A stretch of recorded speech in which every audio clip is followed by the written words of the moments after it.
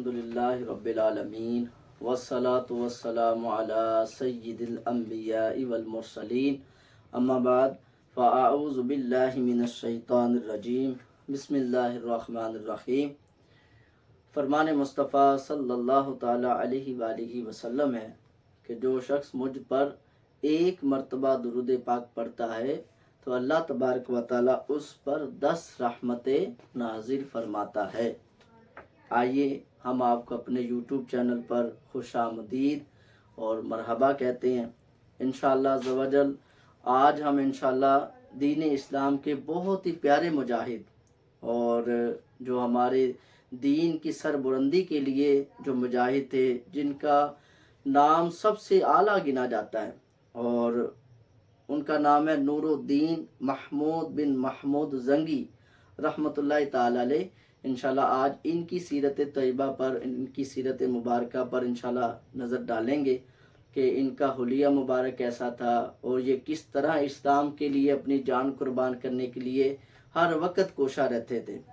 حضور نبی رحمت صلی اللہ تعالیٰ علیہ وآلہ وسلم کے بعد آپ صلی اللہ تعالیٰ علیہ وآلہ وسلم کی تربیت یافتہ خلفائے راشدین رضوان اللہ تعالیٰ علیہم اجمعین نے زمام امت یعنی امت کی قیادت کو سنبھالا اور اپنے گفتار و کردار، عدل و انصاف اور رہتی دنیا تک جگمگاتے یہ والے ستارے عظیم کارناموں کے سبب آسمان عظمت و شرافت کی زینت بنے۔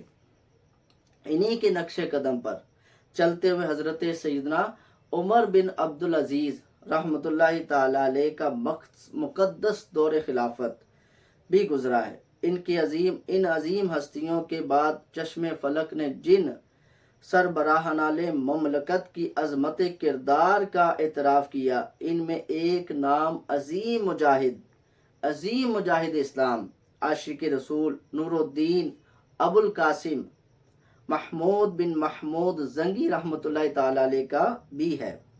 آپ کے کردار عالی اور جانبازی اور دیگر اوصاف حسنہ کی بدولت تاریخ میں آپ کو الملک العدل لئیس الاسلام، اسلام کا شیر جیسے القابات سے یاد کیا جاتا ہے۔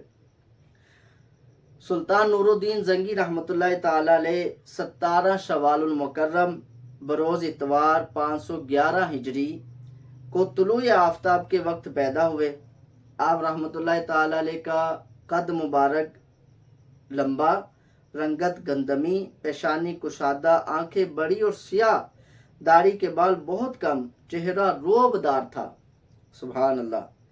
مشہور مورخ شمس الدین سبت ابن جوزی آپ کے تفصیلی تذکرہ کرنے کے بعد لکھتے ہیں، میں نے نور الدین رحمۃ اللہ تعالی علیہ کو سیرت لکھنے میں جس قدر محنت کی ہے، ان کی سیرت اور شان و عظمت اس سے کہیں بلند ہے۔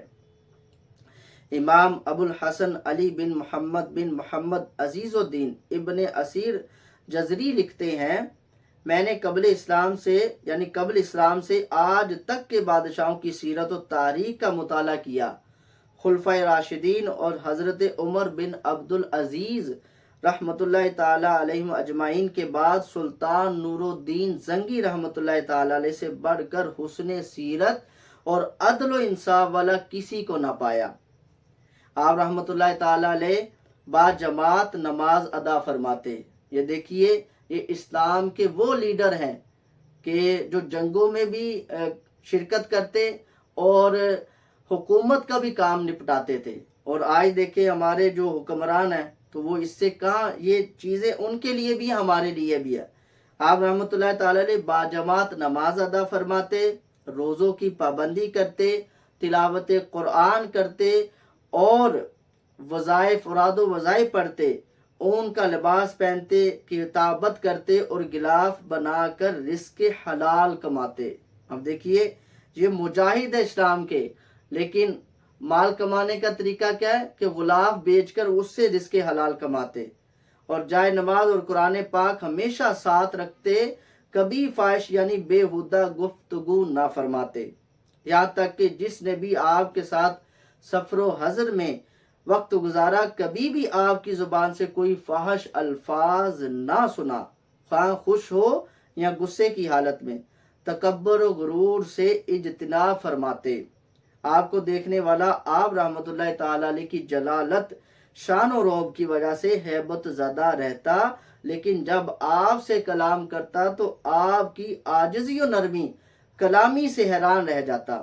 زندگی میں آپ نے کبھی بھی ریشم اور سونا چاندی نہ پہنا۔ آپ رحمۃ اللہ تعالی علیہ عاجزی کرنے والے اور تودع پسند طبیعت کے مالک تھے۔ قطب نیشاپوری رحمۃ اللہ تعالی علیہ نے آپ رحمۃ اللہ تعالی علیہ کے شوق شہادت اور جذبہ جہاد کو دیکھتے ہوئے کہا، خدا کے لیے اپنی جان سے بے پرواہ نہ برتیے، اگر آپ شہید ہو گئے تو مسلمانوں کا کیا بنے گا؟ آپ نے کمال عاجزی سے فرمایا، محمود کون ہوتا ہے؟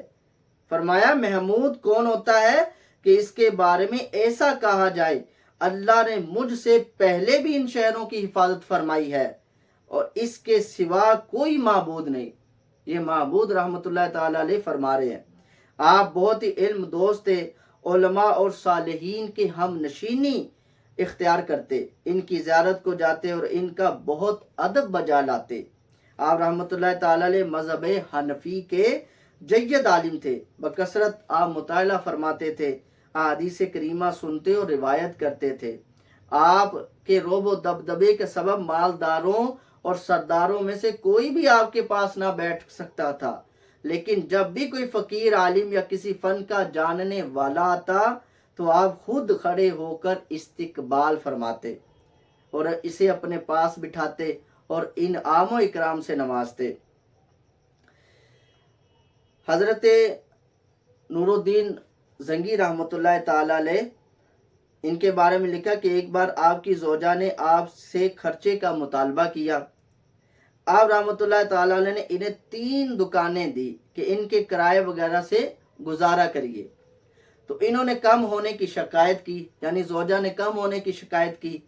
آپ نے فرمایا میرے پاس تو بس یہی ہے، بیت المال مسلمانوں کا خزانہ ہے، یہ ہمارے حکمران ہیں، یہ ہمارے لیڈر ہے۔ دیکھیے کہ اتنا کچھ ہونے کے باوجود پھر بھی بیت المال سے کچھ نہیں لے رہے۔ فرماتے ہیں اور میں اس کا صرف خزانچی ہوں، میں اس میں خیانت کر کے جہنم میں غوطہ نہیں لگا سکتا۔ حدیث پاک میں ہے کہ شام میں 40 ابدال ہوتے ہیں، جن میں ایک وفات پاتا ہے تو اللہ تعالیٰ اس کی جگہ دوسرے شخص کو بدل دیتا ہے۔ ان کی برکت سے بارشیں برستی ہیں، ان کے ذریعے دشمنوں پر فتح حاصل ہوتی ہے، ان کی برکت سے شام والوں سے عذاب دور ہوتا ہے۔ بعض بزرگوں نے سلطان نور الدین زنگی رحمۃ اللہ تعالی علیہ کو ان 40 ابدال میں شمار کیا ہے۔ سبحان اللہ! تو کیا شان ہے میرے محمود نور الدین زنگی رحمۃ اللہ تعالی علیہ کی۔ اب سنیے آپ کی شہادت کب ہوئی۔ آپ رحمۃ اللہ تعالی علیہ کا وصال 11 شوال المکرم بروز بدھ 569 ہجری کو دمشق کے قلعے میں ہوا۔ منقول ہے کہ آپ رحمۃ اللہ تعالی علیہ نے اپنے وصال کے سال صدقہ و خیرات کی کثرت کی، مسجد کی تعمیر اور فی سبیل اللہ وقف بہت زیادہ کیے۔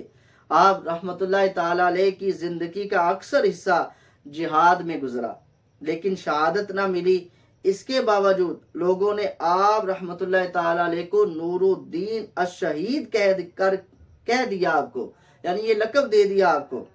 اور آپ رحمۃ اللہ تعالی علیہ کی قبر مبارک پر بھی نور الدین الشہید لکھا ہوا ہے، یعنی شہادت کے اتنے شوقین تھے لیکن شہادت مل نہ سکی، لیکن لوگوں نے انہیں اس لقب سے نواز دیا۔ آپ رحمۃ اللہ تعالی علیہ کی قبر مدرسۃ النوریہ سوق الخیاطین قدیم دمشق میں ہے۔ ابن خلقان لکھتے ہیں میں نے اہل دمشق کی ایک جماعت سے سنا ہے کہ نور الدین زنگی رحمۃ اللہ تعالی علیہ کی قبر مبارک پر دعائیں قبول ہوتی ہیں۔ پھر میں نے خود ہی اس کا تجربہ کیا تو اس بات کو صحیح پایا۔ اے میرے یوٹیوب چینل کے ناظرین، دیکھیے یہ رول ماڈل ہے، یہ ہمیں ان کو پڑھنا چاہیے۔ آپ دیکھیے کہ کیا شوق شہادت تھا کہ لیکن شہادت نہ مل سکی، لیکن پھر بھی آپ دیکھیں عبادت و ریاضت میں آپ کس طرح اپنی زندگی گزارتے تھے۔ اور آج ہم ہیں کہ ہمیں کوئی وزارت مل جائے، ہمیں کوئی عہدہ مل جائے تو ہم ہر چیز بھول بیٹھتے ہیں، ہم اپنی عوام کو بھول بیٹھتے ہیں۔ تو ایسا نہیں ہونا چاہیے۔ ہمیں اگر اللہ تبارک و تعالیٰ عزتوں سے نوازے تو ہمیں اپنے نیچے والے کو دیکھنا چاہیے۔ تو اللہ تبارک و تعالیٰ ہمیں اسلام کے ان جو مبلغین ہے، جو ہمارے اصل میں رول ماڈل ہے، ہمیں ان کی زندگیوں سے ہمیں سیکھنے کی توفیق عطا فرمائے، اور ہمارے آپ اس یوٹیوب چینل کے انشاءاللہ ذریعے سے مختصر انشاءاللہ ہستیوں کا ذکر خیر سنتے رہیں گے۔ انشاءاللہ ہم پھر حاضر ہوں گے۔ السلام علیکم ورحمۃ اللہ وبرکاتہ۔